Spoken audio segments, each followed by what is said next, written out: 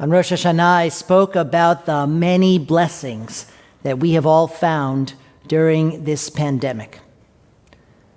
One of those I mentioned is that our national slowdown has created space for an historic movement for racial justice.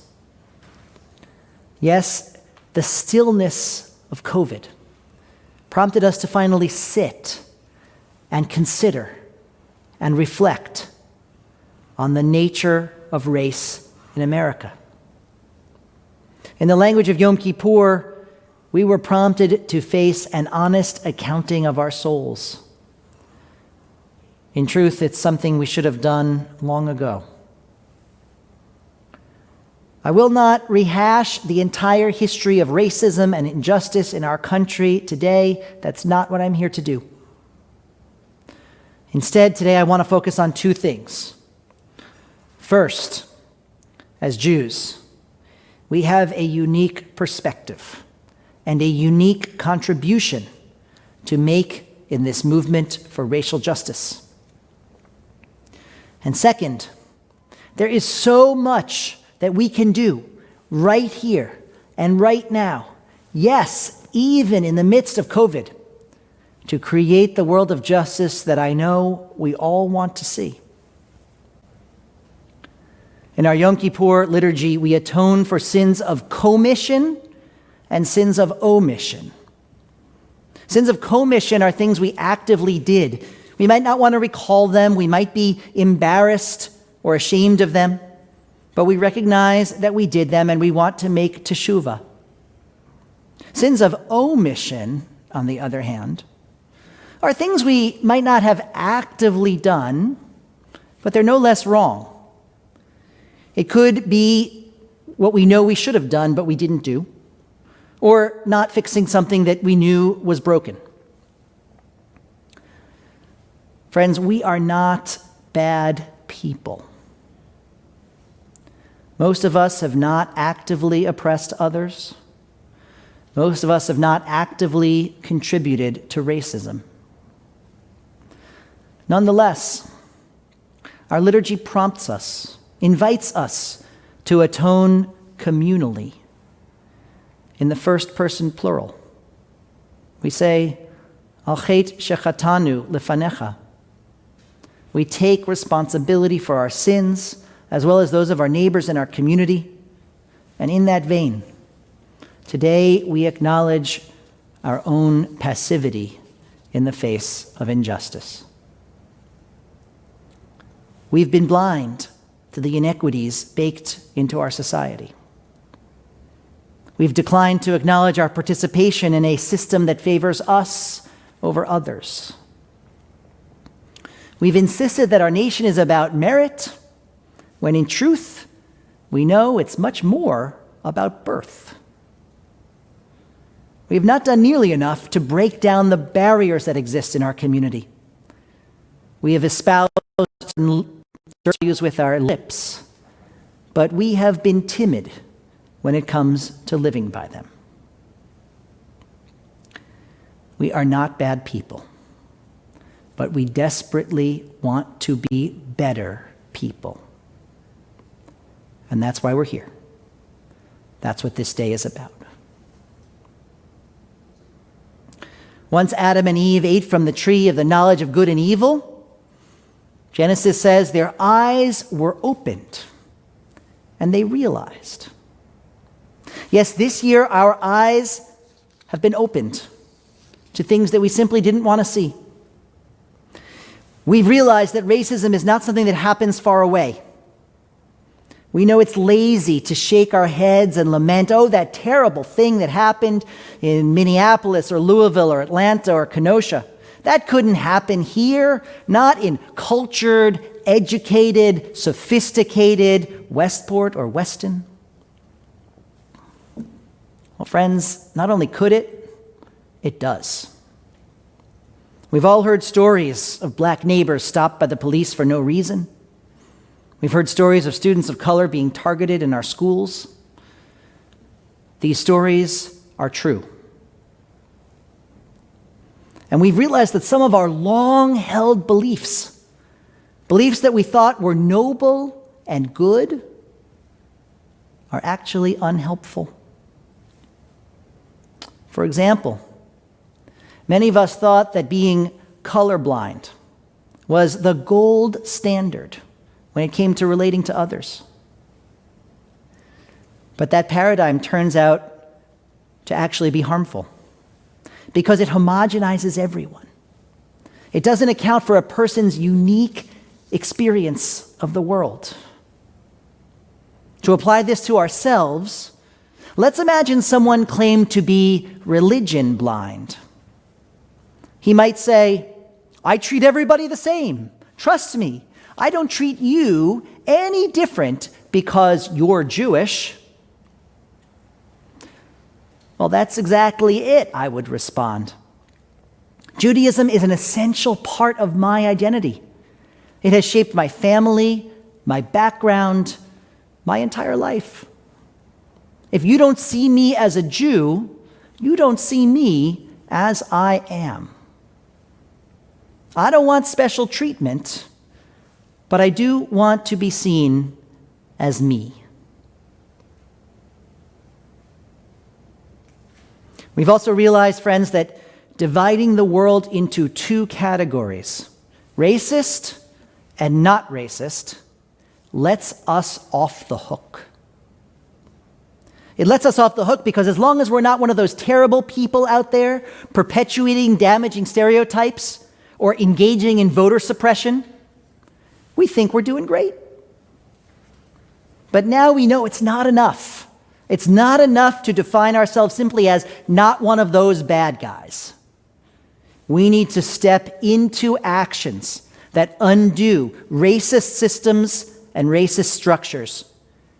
And we need to do it on a regular basis. We've realized that we have benefited from a system that favors those with light skin. Most of us don't see our lives through this lens. We've just gone out and done our best to succeed in this world like anyone else would. But I have come to understand just how many unseen advantages I have enjoyed in my life. A family who built up wealth little by little over the course of generations. Parents who could buy a home in a top school district. I've enjoyed support and high expectations and the benefit of the doubt. In other words, I've been treated like I'm white. But this brings up an important question. Are Jews white? To be sure, we are generally perceived as that.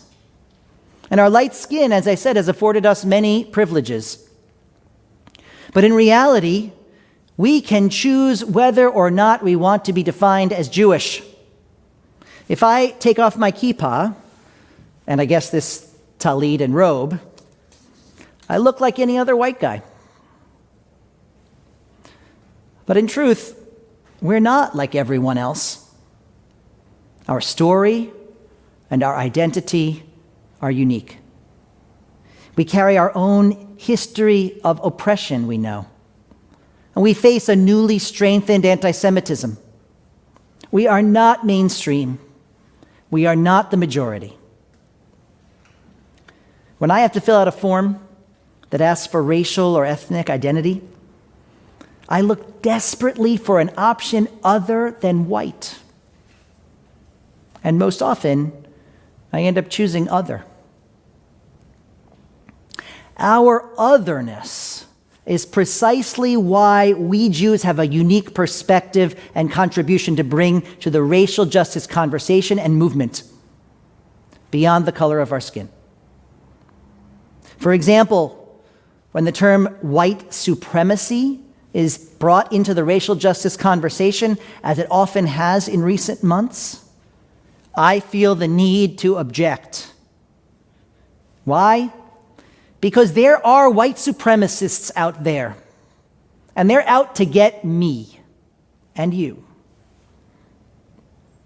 I understand that I'm a part of a system of white privilege, but no one is allowed to lump us in with them. That I will not stand for.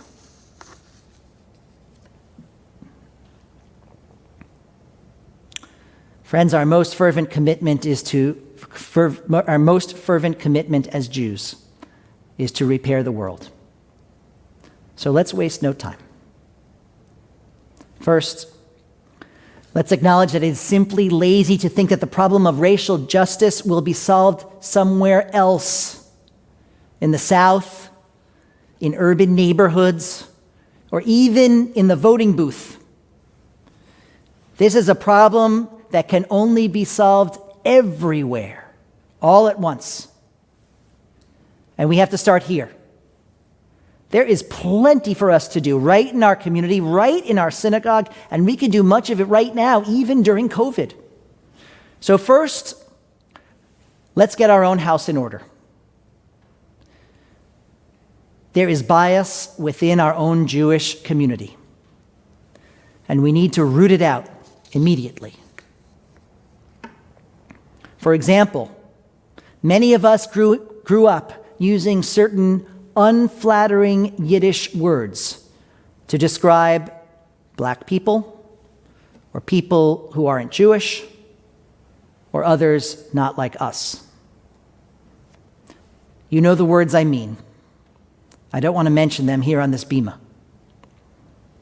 We know these words are demeaning and exclusionary, and we need to cut them out of our vocabulary immediately.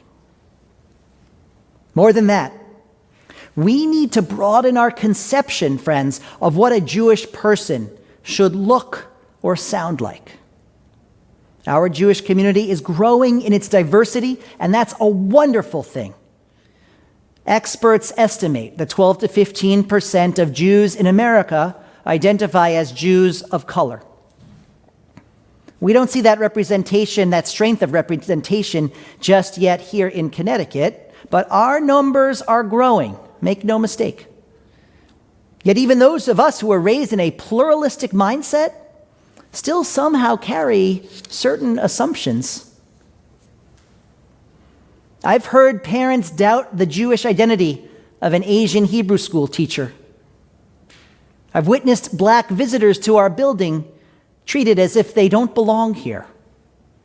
I've seen congregants with untraditional last names or darker skin colors have their Jewish identity questioned. We don't realize the damage that such statements can cause. Baruch she'amar v'haya ha'olam, God simply spoke, and the entire world came to be. If language is powerful enough to create worlds, language is powerful enough to destroy worlds too. So let's commit right now, each one of us, to expanding our conception of what Jews look like, where we are from, and what our story is. Let's commit right now to ensuring that no one of any identity or background experiences bias or exclusion here in our Jewish home. Let's commit to ensuring that they are fully welcome and fully included here. And more than that, I want Temple Israel to be a place where we learn how to do and be better. Thus, we will be offering additional anti-racism trainings similar to the very popular one we offered over the summer. One for parents who are asking how we can help raise a generation of anti-racist children. Doesn't that sound wonderful? And one in partnership with other Connect congregations. And one for teachers in our schools. I hope you'll join us. The second action we can take, my friends, is to stand up for ourselves. With everything that's happened in 2020, it's all too easy to forget 2019's rash of anti-Semitic attacks on the streets of Brooklyn, in a kosher supermarket in New Jersey, and on a Hanukkah celebration in Rockland County. Let us categorically state that targeting Jews and Jewish institutions, attacking us for our identity, is not only anti-Semitic, it is racist. And let us also be crystal clear that targeting Jews for our love and support of the state of Israel is entirely wrong. Hillel asked rhetorically, Im ein ani li, mi li. If we do not stand up for ourselves, no one else will do it for us.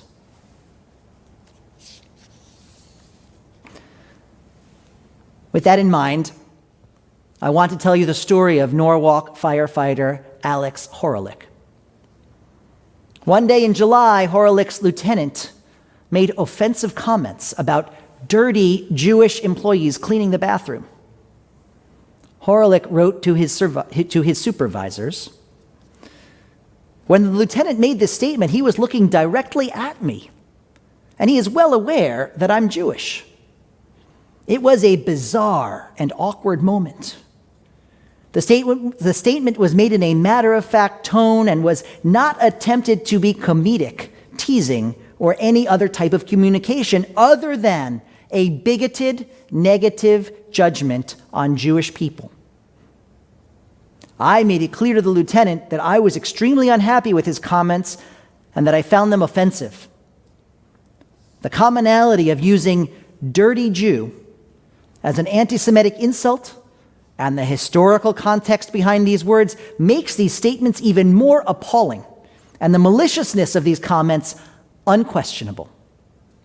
The other firefighters on shift with me that day who witnessed this told me that they were shocked and appalled by his comments and immediately found them to be offensive."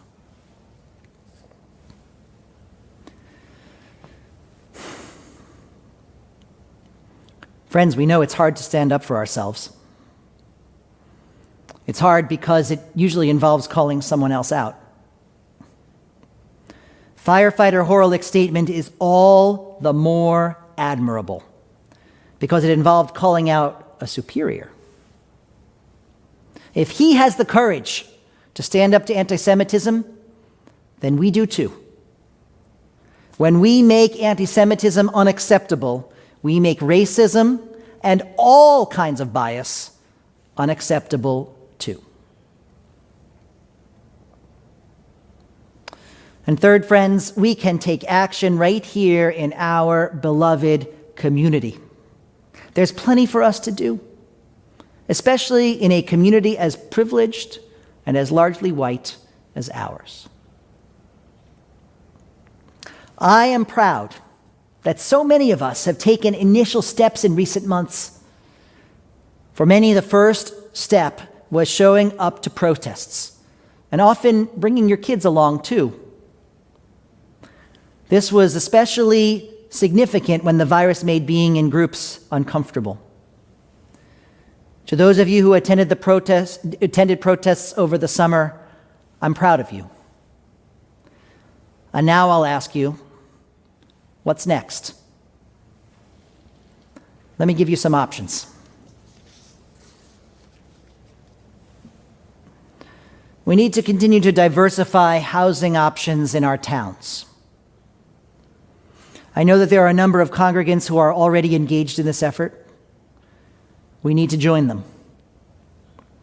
And we need to support Team Westport, our official town organization that is devoted to increasing diversity, and the RTM, which is taking steps to address health inequities exposed by the pandemic. We need to work with our police departments. I spent time this summer engaged with the police departments in both Weston and Westport. Our departments serve our communities very well, the vast majority of the time. And yet, both departments know that this is time for honest self-assessment.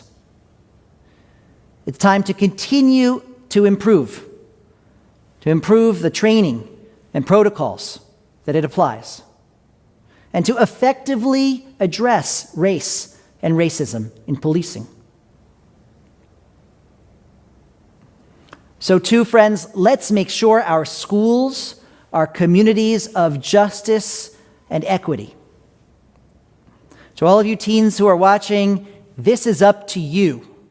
not to administrators, not to teachers, not to parents. It's up to you. So, for example, I want to ask you to stop using the word gay to describe something you don't like. It's not okay. It's bias. We all know it. So let's just stop. And for all of us older folks, when someone says or does something that we know is wrong or offensive, we have to determine that we are no longer willing to look the other way, to avert our eyes, to excuse it, to let it slide by.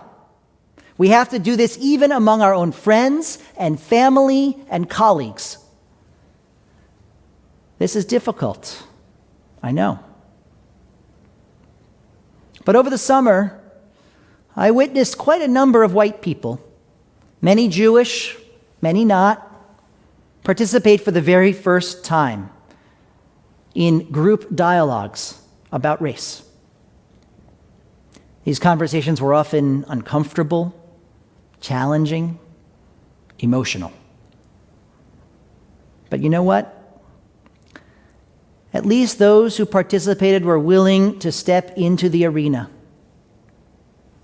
They were courageous enough to become vulnerable and to try to learn how to do better. Friends, I am committed to keeping racial justice at the top of our agenda. I'm asking you to join me in stepping into anti-racist action on a regular basis.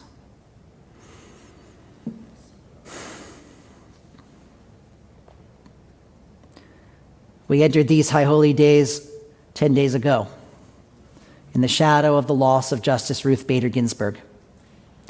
And I would add the shadow of the loss of civil rights leader, Congressman John Lewis, too. These losses were particularly difficult because these two individuals were heroes. And God knows we need heroes in this world. Because heroes set an example for us to live up to. They set a standard for us to aspire to meet. But friends, the interesting thing to me about RBG and John Lewis is that they were simply human beings. They were not superheroes. They could not fly. They could not leap tall buildings in a single bound. Their powers were these: conviction, courage, determination. Those aren't superpowers. They are heroic qualities. And you know what? Each of us is in possession of those heroic qualities too. We need not be heroes. That is a lot to ask. We need only be tzaddikim, righteous people. We need only access the conviction, the courage, the determination that we have already within us. We need only live up to the standard we have already set for ourselves.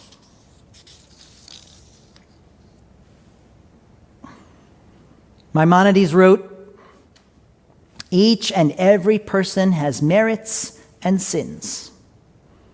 A person whose merits exceed his sins is considered righteous. A person whose sins exceed his merits is deemed wicked." The same applies to an entire country. If the merits of all of its inhabitants outweigh its sins, the country is termed righteous. And if their sins are greater, it is termed wicked. And the same, he wrote, applies to the entire world.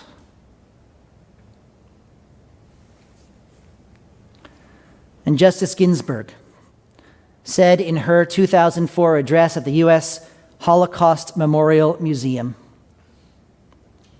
"The demand for justice runs through the entirety of Jewish history and the entirety of Jewish tradition. I take pride in and draw strength from my heritage, as signs in my chambers attest.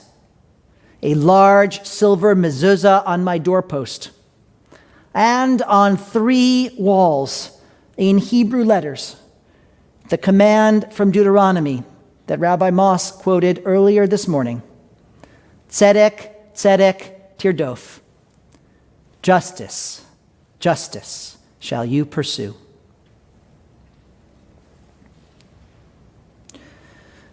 Friends, we are not bad people, but we can be better people. We are not racists, but we can be anti-racists. We need not be heroes. Let us simply be tzaddikim, righteous human beings in a community and a nation in pursuit of tzedek, justice. Ken Yehi Ratzon. May it be so.